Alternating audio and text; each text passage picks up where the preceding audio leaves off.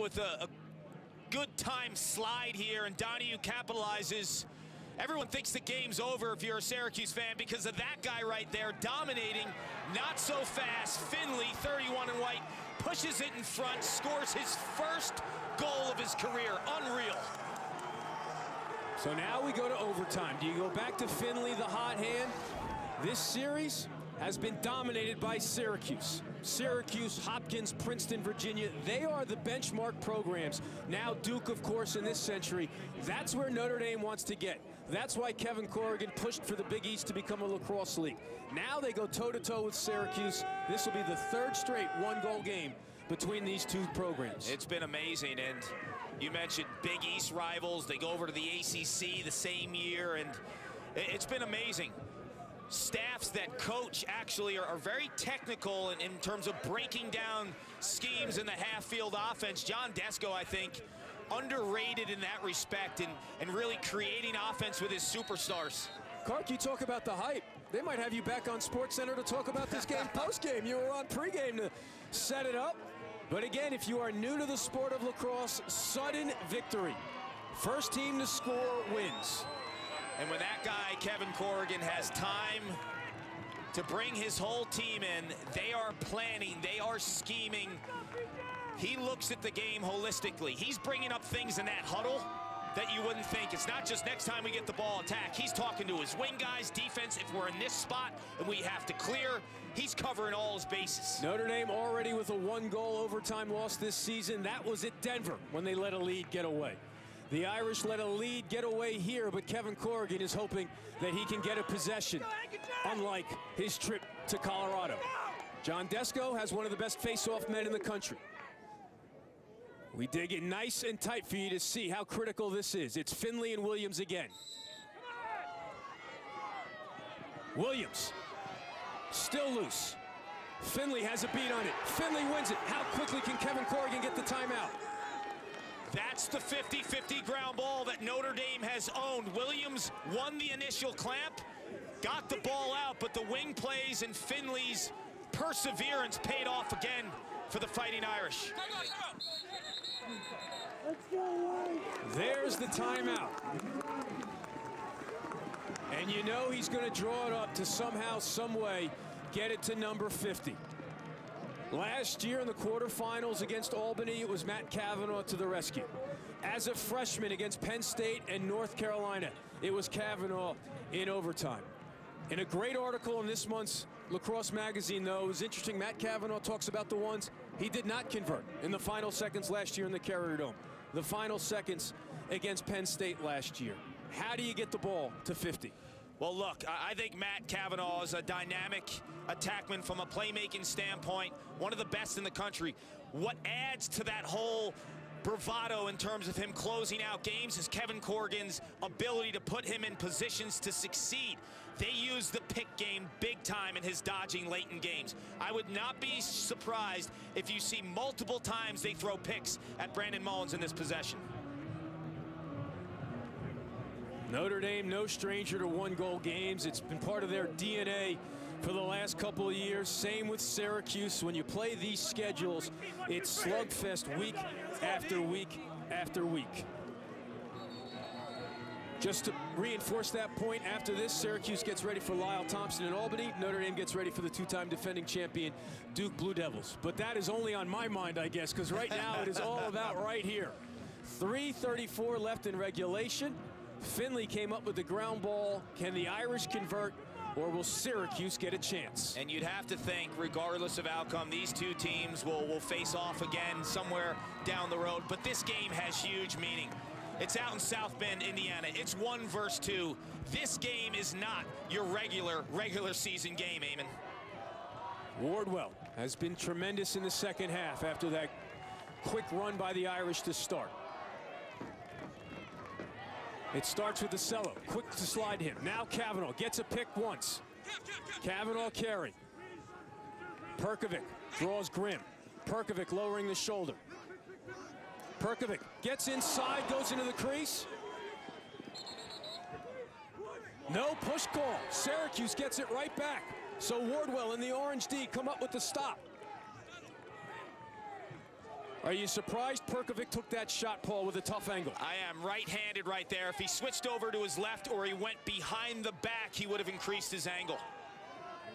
So now Donahue with 7 already will get a crack. Does John Desko take a timeout? I'd be careful here. I think anytime you get a team like Notre Dame time to regroup defensively, they're that more difficult to crack. Get them right now if you're Syracuse. Don't let them really get into some kind of scheme or defensive structure that is going to be really tough to beat 6-on-6.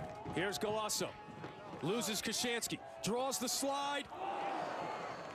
Donahue with a rare miss, but Syracuse has the backup. That's the guy you want shooting. 7 goals for 17 today. And again, Notre Dame quick to slide, but they had to there with Golasso getting a good look with time and room. They pull Leckie with Healy. Now Landis picks him up, so who's on Rice? Kashansky. Golasso keeps coming. Now here's Donahue. 2 minutes left in overtime. And here's the timeout from John Desko. With just under 2 minutes left to play. They got the answer when they took the timeout at the end of regulation. Golasso to Donahue with the shot clock on. I like the thinking by Desko because originally he probably thought, okay, we got in the offensive end. Let's see if we have something now, okay? You're not breaking that Notre Dame defense after about 30 seconds. Now it's time for you to regroup and play that chess match and see what you can come up with offensively against that Notre Dame defense. And I imagine you want to get the ball to 17 in orange, Dylan Donahue. And if you're Notre Dame, red alert. 7 goals on the afternoon.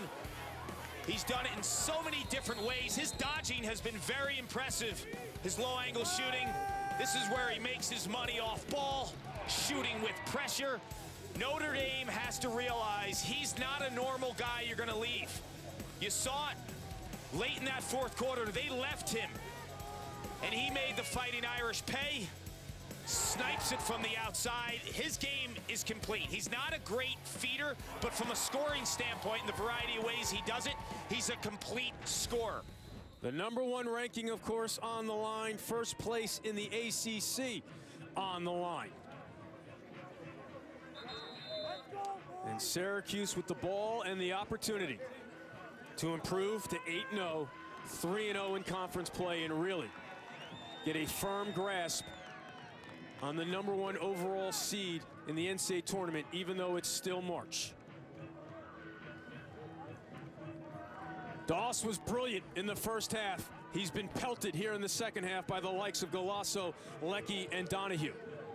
And as great as Doss has been, Connor Kelly, the other goaltender for Notre Dame, is the one with the big game experience. This is really Doss's first real big moment. So it starts with Rice against Landis, but only momentarily. Up top to the midfield.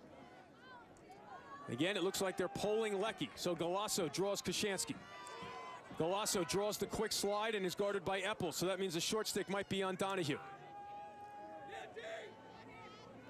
How quickly do the refs hit him with a shot clock?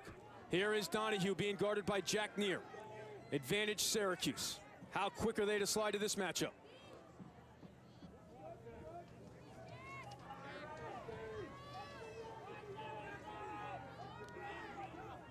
Donahue on the clear out.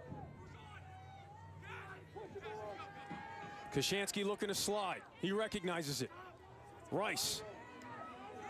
Landis has been all over him all day. Now the 2-man game. Landis takes care of that. Rice keeps coming. Rice. Landis recovers, but Donahue with the backup. Give credit to Kevin Rice. His ability to kind of wipe out the pass in terms of his lack of success going after Landis. Real close there, Eamon. That shot clock almost takes, that shot almost takes the shot clock out of play with 54 seconds left.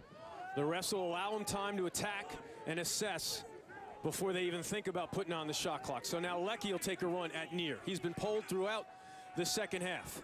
See how quick they are to slide, and they get a stick on it. It'll stay Syracuse ball with 37 seconds left. As good as Jack Neer is, 22 in white, he's tired right now. You saw multiple offensive players. Donahue go after him. Leckie go after him. And again, he did not play last week. He's been inactive with an upper body injury. Now Rice. Landis bodies him up. 25 seconds left in regulation. If the Q scores, they go back to Central New York undefeated at #1. Now Golasso on the invert. Loses Kashansky. Finds Donahue wide open. What a save by Doss! A guy with 7 goals, had a clean look. And the sophomore out of New Jersey said, we're going to double overtime. Wow! I mentioned Eamon, this was his first real monster moment. He's been in close games this season. Lost to Denver. Going against #1 in overtime. Facing Dylan Donahue, who scored 7 goals. Doss gets that across his face, too. That is not an easy save. Unreal. Donahue shoots at 42%. He puts it on cage at 63.5%. And Shane Doss just gave us double overtime in South Bend. And Donahue is shooting with crazy confidence right now. You got to give so much respect to Doss. I mean, to be a goaltender in this moment, when you're facing the type of shooters that Syracuse has, Kevin Corrigan mentioned, you got to prepare for all 6 of them. But the fact of the matter is, one of those 6, number 17, Dylan Donahue, has 7 goals today, and he's staring you down in overtime in the last few seconds. Unreal. His 12th save kept his team alive against #1. Here's another look, little shake and bake by Golasso. This is a great pass by Golasso. Goes across his body, too. It's not like it just hit him in the stick. Not for nothing, Paul, but how does number 17 get that open after 7 goals? We've been talking about that. The one thing I don't understand is how they haven't had a heightened awareness. And I understand Notre Dame plays everyone the same, and they don't give you more attention if you're a superstar because they like their base defense. But in a game like this, you got to understand where number 17 is. So now, again, it all starts at the X. Williams against Finley. Finley has evened up this matchup here late. But it's all about possession right now in overtime. Finley scored the goal that forced overtime. Now he digs in against Williams.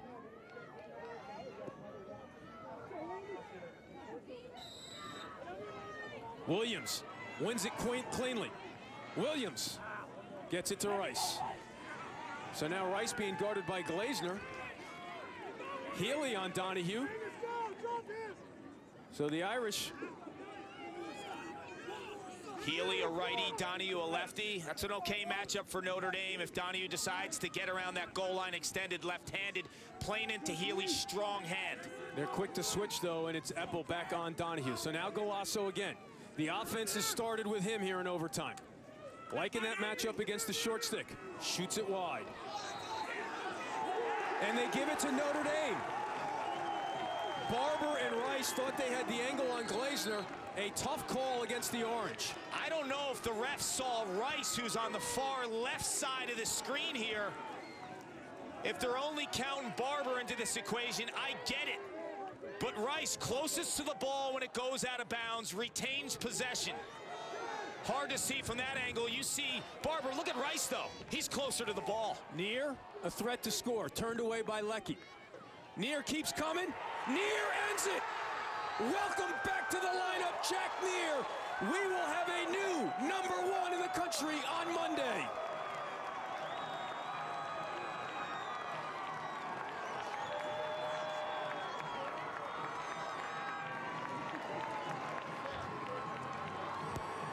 Again, the Irish get the ball back because of the end line call, giving it to Glazner when and where. And Kevin Corrigan will take it because Jack Neer capitalized. Two-way midfielder extraordinaire. Jack Neer, known as a defensive specialist, has the green light at all times when he has the ball on the offensive end because he's attacking the opposition's offensive player, Akeem Leckie, who doesn't play much defense. Unbelievable recognition by 22 in white. The reaction, Notre Dame just dropped #1. And they will be #1. Their first win in program history over a #1 team. Jack Neer with his second of the ball game, again suffered that upper body injury after getting crushed in the Virginia game. But Paul, to set that up, was a critical call by the officials on the shot. If you look at where the officials are, that last shot, they're counting Tim Barber as the backup, and the Notre Dame player obviously was closer to the ball when it went out of bounds. I don't think they recognized Kevin Rice in this play. We'll take another look at it. Nicky Galasso shoots. All right, Barber, he wasn't closer. The far right side of the screen, that's Kevin Rice. He was closer to the ball from our angle. That angle's very tough because you don't see where the ball goes out. It's just a tough angle on that where the ball is. The replay angle is tougher than the live angle that I saw as well. And again, the Notre Dame fan will counter with the possession call on Kavanaugh coming out of the box. So fans or coaches love to tell you, regardless, an amazing game, and these guys, these Titans, will meet again. We have more lacrosse coming up here. Rutgers-Hopkins next, but what a showdown. Jack Neer ends it in South Bend. Neer against Leckie, two future pros, and Neer sends Notre Dame to the #1 ranking. They win it in overtime, 13-12. The Irish improve to 6-1. Syracuse falls to 7-1. That'll do it from Arlada Stadium. Now it's time to go to Homewood. Big Ten lacrosse from Baltimore.